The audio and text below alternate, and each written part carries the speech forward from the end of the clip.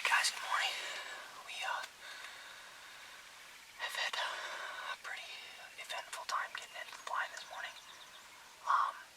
If the audio sucks, I apologize. We tried to hook up our exterior mic last night and found out this camera doesn't support that type of microphone, so we're going with the audio that's just built into the microphone that's built into the camera. But we got out here this morning and got out here in pretty decent time. And it got all set up, took a little while to get the camera set up, so on and so forth, and then realized I forgot my release in the truck, which is parked about a half a mile away, and it's broad daylight out. Luckily, we didn't have any birds roosted really close to us this morning, which I was actually upset about right away, but no, I'm not too mad. So I doubt we'll get one of those real early this morning, unless there's a silent Tom just kind of cruising. I got a feeling we're going to shoot a bird around 9-10 o'clock, so we got Olivia behind the camera this morning. So hopefully it's some grade A film. Alright, we're going to sit back, we're going to call a little bit, and see if we can't get one of these boys fired up enough to come on by.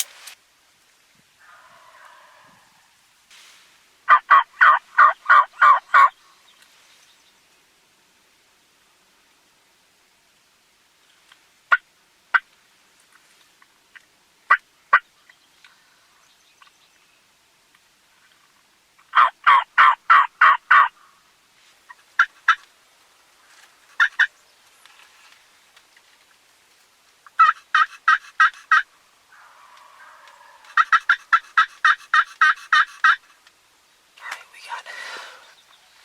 got two toms behind us. I know they're across the river. They're probably about 150 yards away. There's a big 700-yard long food plot right behind us, right over the river. So they're pretty fired up, but if they're heading up, there's no way I'm going to get them across here right now anyways. But they know I'm here, so I'm just going to keep working them. I'm kind of going back and forth between the slate and the diaphragm, kind of making it, I'm kind of getting them fired up between, like, a hen and another hen. I'm just one hen yelping at another hen, kind of imitating two hens getting pissed off at each other. Then a live hen chimes in. So they're pretty fired up right now, but if they're henned up, I don't think they'll come across anytime soon, so we're just going to keep working them, and one of them will show up sooner or later.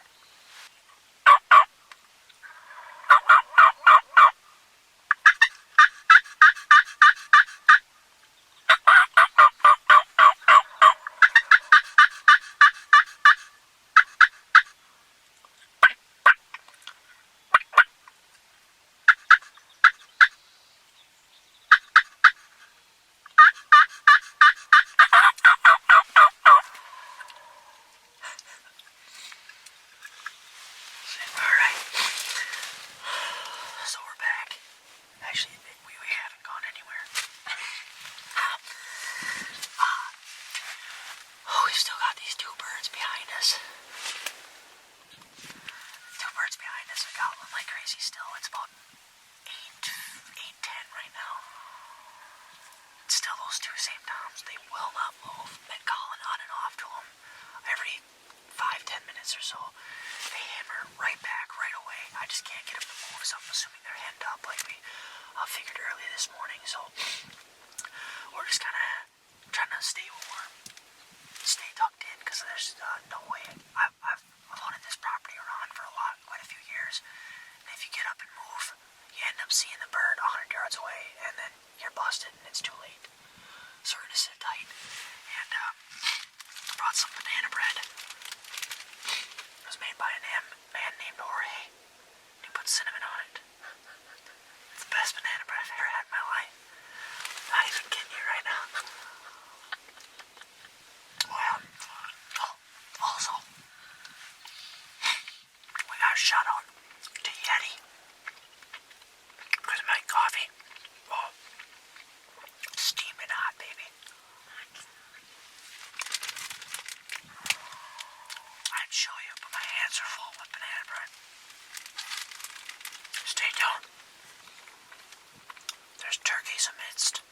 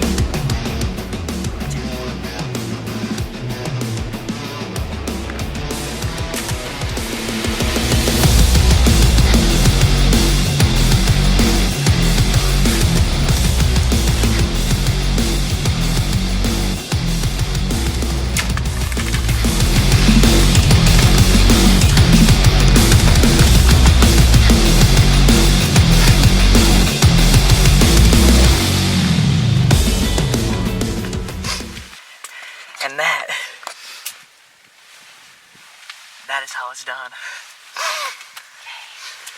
That's so exciting. Oh my God. So I want to give you guys a quick overview of this hunt. When they're like that, they're in the morning and they're hung up and she's freezing cold. You know, I don't want to make her sit out here any longer than she has to. I'm cold. The thing with those birds is that they don't roost right next to you, and they fly down and they're strutting somewhere else. They're 9 times out of 10, they're hung up, they're with hens, right? They're henned up, they're not gonna move. Those turkeys were gobbling from 6 o'clock. It is right now is 8. It's 8:59. Those birds were gobbling to beat the band, responded to everything. Every 15 minutes I called, I made sure they knew we were here. I just kept them consistent, right? And it was probably 8:45. They shut up, and I looked at her and I said, what do you hear? She said, you hear that? She goes, no. I'm like, exactly. What was it? What, not even. It was like probably 3 minutes. I don't even think it was 3 minutes, and they were right behind us. Once we noticed the silence, they gobbled, and they were right there. I mean, they were a yard away from you. Yeah, they were very close. They were a yard away from her. Yeah. But it was really cool. But no, that was awesome. That just goes to show with turkeys, if they're really responding to you, they know where you are. You just have to wait them out. Come around 9, 10, maybe even 11 o'clock, you'll kill them. Let's go get our hands on this bad boy. He's sitting right here. All right, let's go get our hands on him here. Let's see here. Hold on, before we do that, let's see what this was. Just out of curiosity. I'm really happy that worked out.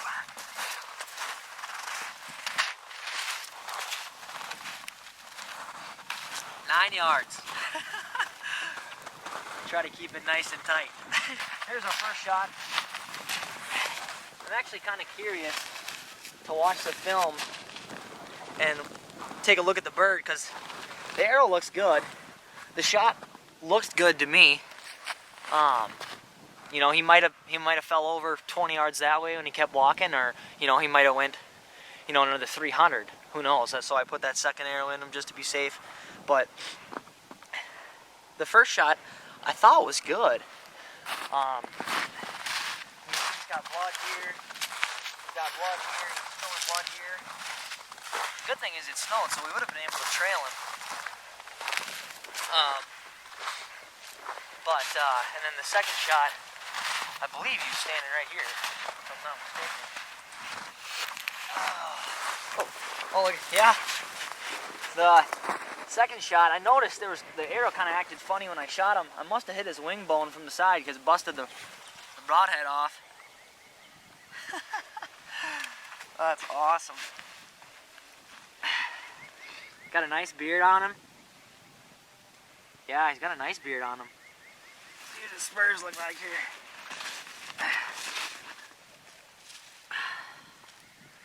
He got decent little spurs on him. I'd probably say he's a 2-year-old bird. To be honest, this was probably the first year in a few years we haven't been right on the X the first morning. We kind of had to wait them out. Like I said, it's about 9:30 now. And, last few years we've killed them. Literally, last year we killed them in the first 10 minutes. So, definitely a hunt we kind of had to work for this morning. Had to wait out, had to wait in the cold. And she was getting cold, I was getting cold.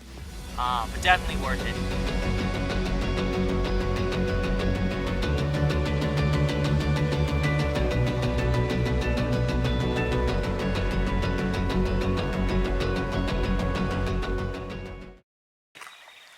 Alright, so we made her home. Now we're tired because we talked to 50 people and told the story 12 times. And so on and so forth. Rest them out, clean them up, and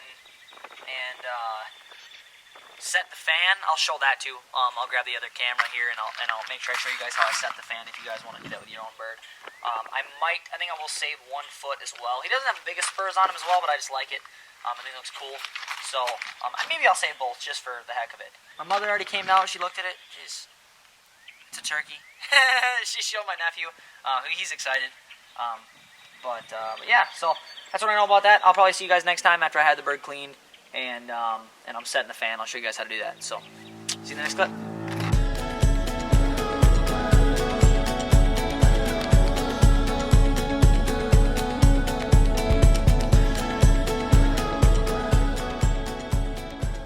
Okay, alright guys, so the last thing to finish up this video, I'm going to show you how to set the tail fan.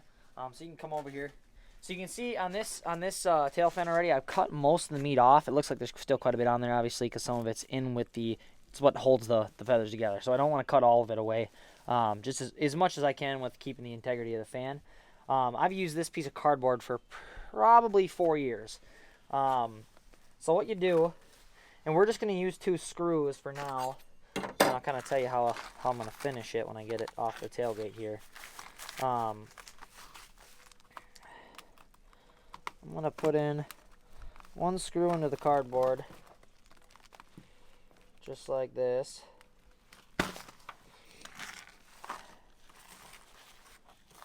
And I'm actually going to move it up just a touch. I'm going to put another one right here. So these are just going to hold my end feathers somewhat in place, like so. So at that point, I'm going to take any goofy feathers that I don't like off of there. Those front ones are good. I like to keep the ones with some color. A few more. I took a few off that I probably shouldn't have. A little bit overkill. And then you just salt it down. It's all it is. It's just regular iodized salt. You're going to salt it and you're going to check it every few days. The salt is going to take all the moisture out of the muscle, and it's going to kind of cure the muscle to where it's just rock solid. So I'm gonna end up taking this off and salting the back as well, and kind of doing this process a few times, pushing it in here, just using my thumb, and then like I said, I'll come and check it in 3 days. It will have hardened a lot of the salt around it, and then I will do it again, repeat the process. You'll do the exact, and then it'll end up, you'll come back in, a week or so, and it'll come back and you'll have a fan that's like this, and it'll stay in that position. You can put it on a mount or on a plaque or whatever. I don't know how other people do that. That's the way my dad taught me how to do it. I've taught a bunch of friends how to do it that way. It's super easy, and you really only need salt. The feet I do the same way. So I'm going to do these feet just because I don't know, I kind of like it. I might only do one. He doesn't have super big spurs on him or anything. But the way you do the feet is the same exact deal. So you'll place the foot up like so, and then you can either do like a nail here and a piece of wood, right? Like a nail here, and then a nail here to hold the center foot. Or you can literally just put it up against the wall and put some kind of a weight on it right here, and then you just put the salt up on the top of the joint. And I cut it off right on the joint here to, like, once again limit the meat that's on it, because you don't want a bunch of meat on there. That's just gonna make it harder for it to cure. So the feet are done the same way, and then the end result is your hardened foot exactly like this. And I think I'll actually probably show you guys one more clip. That's the end result of a fan. I've got a ton of them upstairs. So yeah, that's how you do it. It's pretty simple. All you need is salt, cardboard, a couple nails or something to weight it down with. And then once I stick it on the ends here, I'll probably put an ammo box right up here to keep everything in place. So that's how it's done. So we just got up here, and man, you can tell I'm getting tired. There's like no energy here. But here's a ton of fans that I've done. I don't have them all in holders. Of course, they'll all go in some kind of wall mount with the beard and so on and so forth. But this is what they come out to be. So you can see it ends up super clean. See, on this one I left a pretty good amount of feathers. I should have done that on this last one, but it is what it is. But yeah, I have like 7 or something here.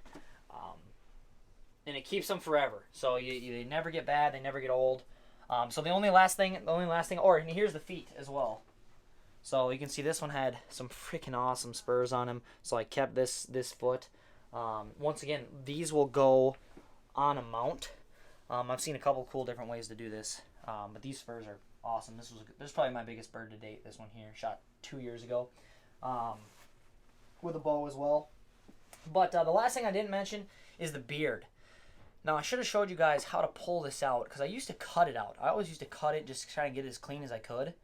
What you can actually do is you put your thumbs all the way to the top, you squeeze there, and you can actually just pull it off, and it pulls off cleaner than you'll ever cut it off, to where there's like really no meat on it at all. So what I do is I just stuck it right down there in the bottom, just right in the salt as well. And the last thing I'm going to do here is I'm going to push this up just a touch to widen the fan. Just like so. You can see I kind of spread the salt everywhere. And then the last thing I'm going to do is grab a shell box here. It's not full. It's not crazy heavy. I don't want it to be too heavy. And I'm going to set it just like that. So, salted, done. In a week or so, it'll look just like these ones. And you're good to go. Anyways, that's all I know. That is, I think we're going to wrap it up here. We're going to, finish cleaning up everything, all the hunting gear. We got a lot of work to do yet. Then we're going to eat some bacon and something else and take a nap. So, yeah, I'm definitely taking a nap. I'm glad I tagged out because now I can don't have to go out in the afternoon. But we'll be back. Olivia's got to shoot her bird yet this year too. So whether that's with a shotgun or with a bow, will be to be determined. We'll see you guys in the next video. Thanks for watching. We can't end without seeing the savage. What do you got to say to the people to end the video? Try the turkey blood. It's great. You heard it here first, folks. Savage Lyle, turkey blood. See you guys in the next one.